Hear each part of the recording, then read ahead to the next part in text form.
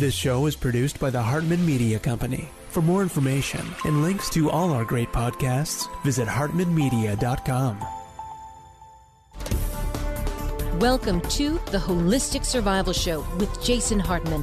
The economic storm brewing around the world is set to spill into all aspects of our lives. Are you prepared? Where are you going to turn for the critical life skills necessary to survive and prosper? The Holistic Survival Show is your family's insurance for a better life. Jason will teach you to think independently, to understand threats, and how to create the ultimate action plan. Sudden change or worst case scenario, you'll be ready. Welcome to Holistic Survival, your key resource for protecting the people, places, and profits you care about in uncertain times. Ladies and gentlemen, your host, Jason Hartman. It's my pleasure to welcome Scott Klososky. He is founder and principal of TriCorps Technologies and Cybersecurity. Scott, welcome. How are you? I'm doing great today. It's Friday, one of my favorite days. Fantastic. Where are you located? I'm in Oklahoma City right now. Okay, fantastic. Scott, technology is changing the world so much. It is just staggering to try and keep up with it. It has amazed us all in so many ways. There are upsides and downsides to it, obviously.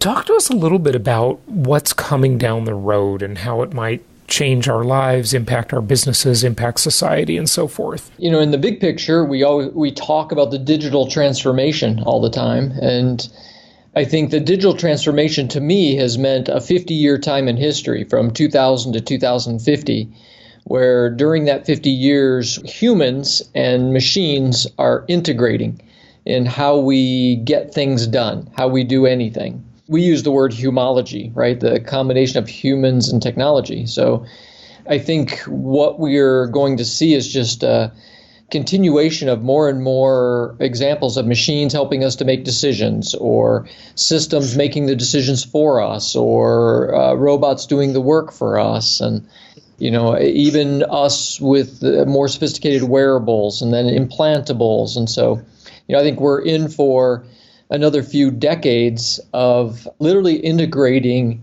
technology into our lives and into how we work, which is going to dramatically change the economy and, probably dramatically change how some of our lives operate. Mm-hmm. From the point of cybersecurity, and maybe that includes kind of the surveillance issues as well.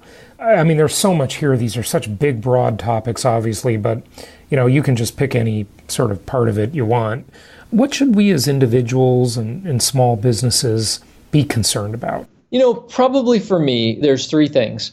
One is, how does technology change your career or your business, right? Or what you do for a living is something we always need to be aware of. And there's positives and negatives depending on, what we do for a living.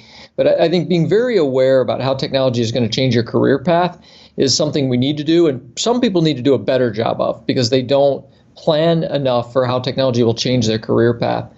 I think the second thing is we need to be really careful about security, because certainly we've seen that in a digital world, cybercrime is becoming more and more of a problem. So I think that's something that every individual, every small business, every large business needs to be concerned about. And maybe in the big picture, the last thing is, are we going to be any happier?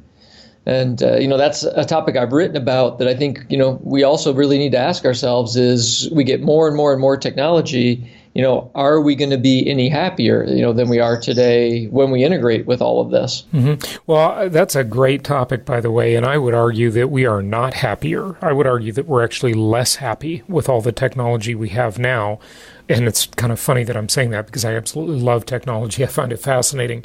But I'm sort of wondering if we'll get to a point where we're early in this game, right? And, that's mostly the internet and a lot of SaaS-based things and social media and so forth, right? When I say that, I kind of wonder, maybe it's just early, right? We haven't kind of learned how to deal with all this stuff yet, or where it needs to be integrated in our lives and where it doesn't. So maybe there comes a point where it really will flip. I don't know. What do you think? I mean, take the last 20 years, for example, since maybe the dot-com boom 1.0, and, the last several years we've had 2.0, right? Are we any better off? As far as being happy and fulfilled, when you say better off, I just want to make sure I define better off. I don't know what it means either, so go ahead and take a stab at it. Yeah. Okay, so let me take better off. I think economically we're probably better off. I think convenience-wise we're better off. I mean, certainly technology brings us a lot of convenience. So I think in those ways we're better off. I think we have a better ability to communicate with each other than we ever had before. I think we are better off physically because we have much better access to health data than we've ever had before to make our own decisions. I mean, there's a lot of things that I can point to and say we're better off. I agree with you. I mean, certainly I don't know that we could argue that we're happier. So I don't know that all this technology has made us more joyful or more fulfilled or more enlightened. I think the jury's still out on that one.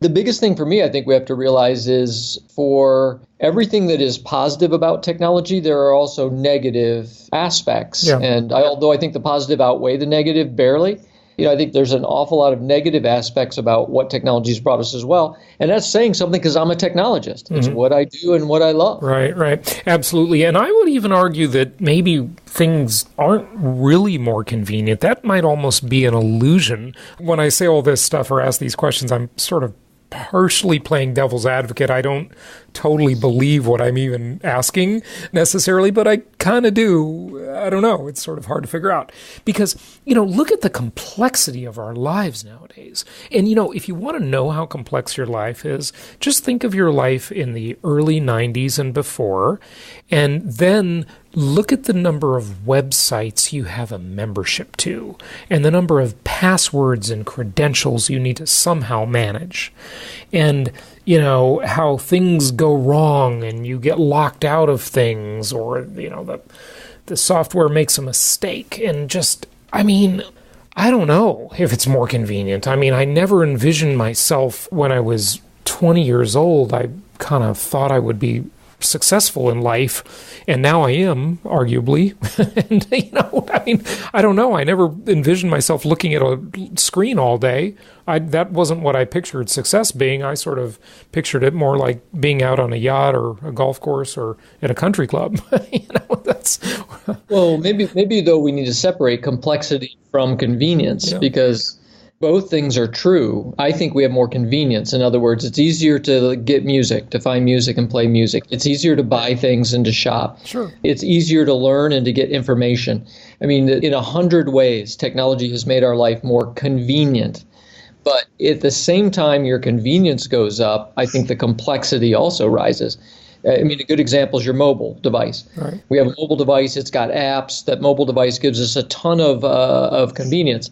But when you have to upgrade that thing and you got to, try to move all of your software and music and move everything over and, it can be a nightmare for some people. So complexity is different than convenience. And I think it might be true that we're getting way more convenience and there's an equal amount of complexity that comes along with that convenience, which really hurt. Like some people it hurts them. Like my mother, who's almost 80, she likes the convenience of devices, but the complexity just absolutely drives her crazy.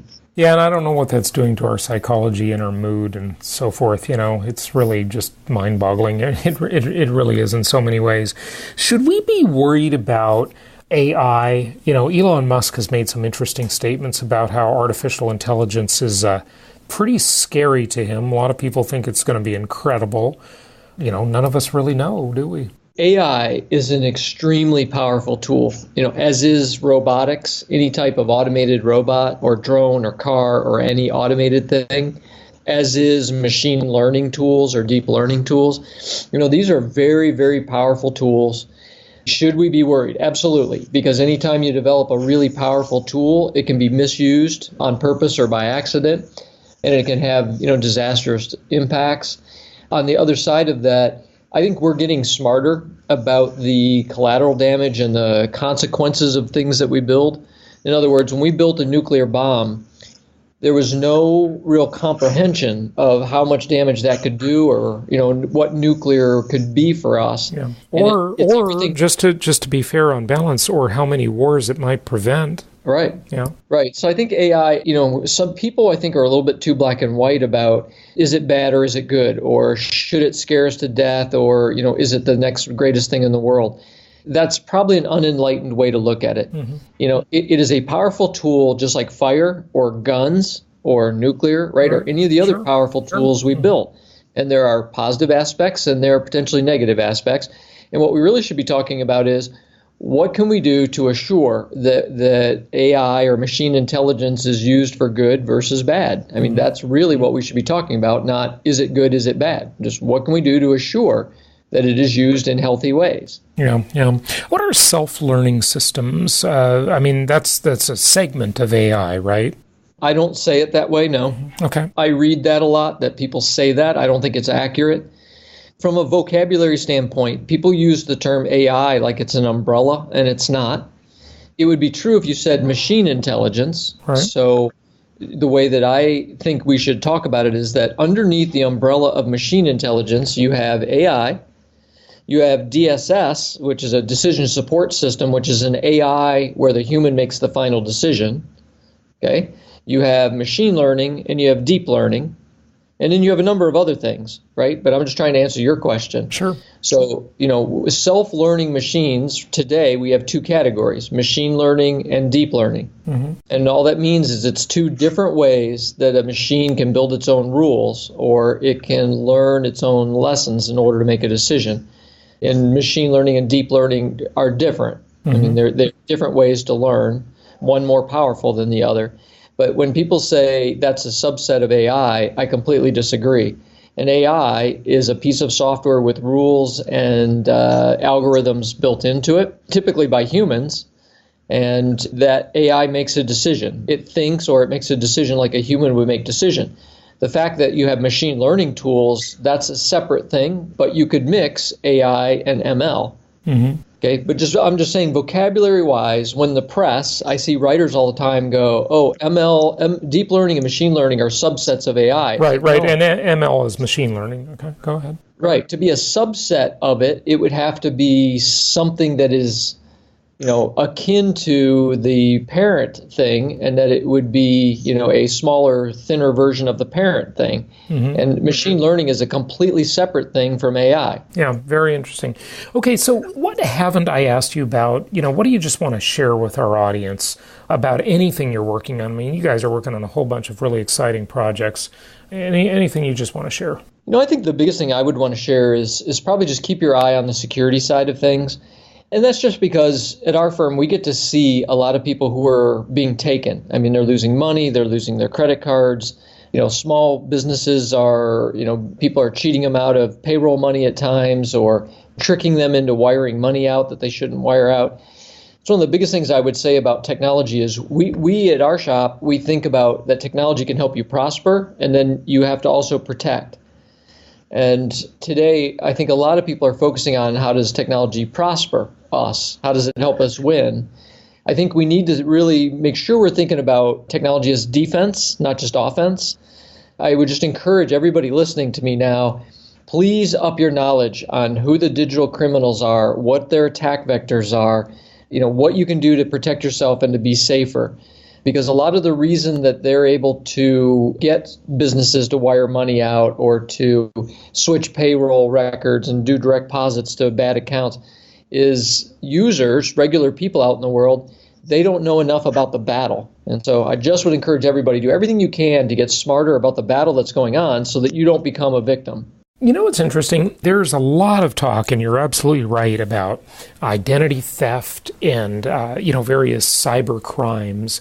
But what there doesn't seem, there's like another component or another category of that doesn't seem to be much talked about. Certainly people talk about, maybe hacking elections, stealing money, things like that. But what about the most valuable asset anybody owns, their reputation? The world of cyber smearing and trolling and cyber bullying and these types of things.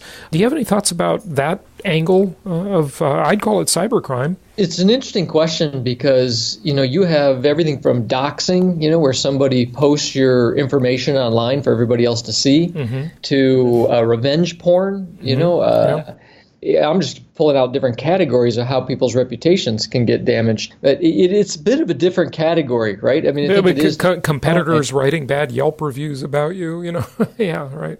Yeah. Or angry ex-spouses, trashing you online or whatever. Yeah. We've had this reputation issue for a while. This isn't new. I think it's just getting worse. But now the megahorn is so available and it's anonymous, So it's pretty scary. And, cyber investigators, that's what they're for. And we had to hire a cyber investigator on a case we had. And I cannot believe what they can find out. Everybody leaves a fingerprint. No matter how good they think they are, they leave fingerprints. They either get careless or they just don't know how to do it. It's truly amazing in, working with these cyber investigators that we've worked with, what you can find out about someone who thinks they're doing something anonymously, but they're really not. Yeah, I think our online reputations are going to become more and more interesting. I mean, just more and more interesting from how you cultivate it to what do you do when somebody tries to besmirch your reputation, and do you have any ability to fix it? And today we don't. But, when you see GDPR in Europe, you see some of the laws coming out. Right. It's nice to see that they're trying to give people more control over your online presence, because that's what GDPR, one of the things it did over in Europe, right, is it gives you control to either go invisible or the right to, have people delete your data off the internet. And I like that. I wish the U.S., we have, I think, was it Tim Cook at Apple is calling for the same type of things here in the U.S. as what GDPR did in Europe. Mm-hmm. Well, before GDPR, I mean, Europe had or at least some countries, at least France, I think, had the right to be forgotten, where, they're sort of like, after 3 years or something like that, whatever you did in the past goes away, type of thing. Maybe they did that because of all the affairs, which is a common French thing or something. I don't know. Sure, but could be. I mean, how do we do this? How are we going to deal with this in the future? It's just, like you can have these people out there doing hit and runs, drive-by shootings. It's really not fair. In the old days, yes, they could do it too. Certainly, we've all seen the movie Mean Girls, right? Maybe, right. And we know this has always happened. People always talk behind your back. That's just human nature. But now it's more anonymous and there's more of a megahorn, right? Yeah, it is. And anybody from anywhere in the world can now use that megaphone, not just people in your community. So it's a very different dynamic now. And I mean, to answer your question about what are we going to do, we have to have better tools and better capabilities to be able to manage your reputation. And today, a lot of it is out of your control. In other words, if somebody posts something on one of your social networks, good luck calling the social network and saying, hey, you need to take this down. Yeah. I mean, we just don't have much control over our reputations. And in some ways that's good, because somebody who has a bad reputation and deserves it, that they can't clean it unfairly. But it does set up a situation where somebody can be unfairly besmirched and can't do a whole lot about it. Yeah, no, I know. I think that one of the things is that, all these tech companies have just gotten away with murder, that they can claim that, hey, we're just a platform. But it's unfair that, the New York Times can't make the same claim. They can't have someone write an op-ed piece, publish it in their paper, and not be liable for what is said. Yet Facebook can be, they can just say, hey, we're just a platform, we don't have to do anything, or Yelp can claim the same thing. They just put their hands up and say, yeah, it's just a platform. Anybody can say whatever they want. But you can't do that if you're a media company. Isn't that interesting that those two things are disconnected in that way? I think the law really needs to catch up. Yeah, I suppose what I've thought for a while is we need to separate what is a walled garden from, what is a wide open bazaar. Right. So, there are. So Facebook, what you mean by that is Facebook is a walled garden where you can only have 5,000 friends, right? Yeah, got it. Yeah, it should be a walled garden, and it's not. So instead of being a walled garden, it's basically a wide open bazaar, but they operate a bit like it's a walled garden. And for example, hey, a 13-year-old's not supposed to have an account, but they do absolutely zero to see if it's actually a 13-year-old. Right. In fact, you can open up any kind of fake Facebook account, and they don't do anything to see that it's a fake Facebook account. Nothing. Yeah. And that's part of the problem right there, is you can have all kinds of Russians or hate speech or anything posted and no accountability as to who it was that posted anything. Mm-hmm. So, my issue is, I guess if I were running Facebook, I would make it a walled garden that I would have to verify identity if you're going to be on it.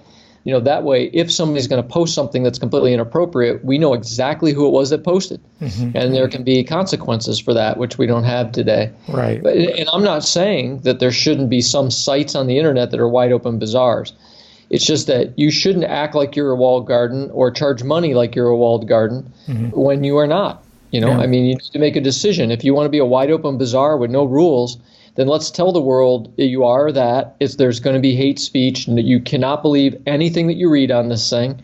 Let's be honest about it. Mm-hmm. Yeah, very good. Very good points. Interesting stuff. Just wrap this up for us. This has been an interesting discussion, and give out your website too.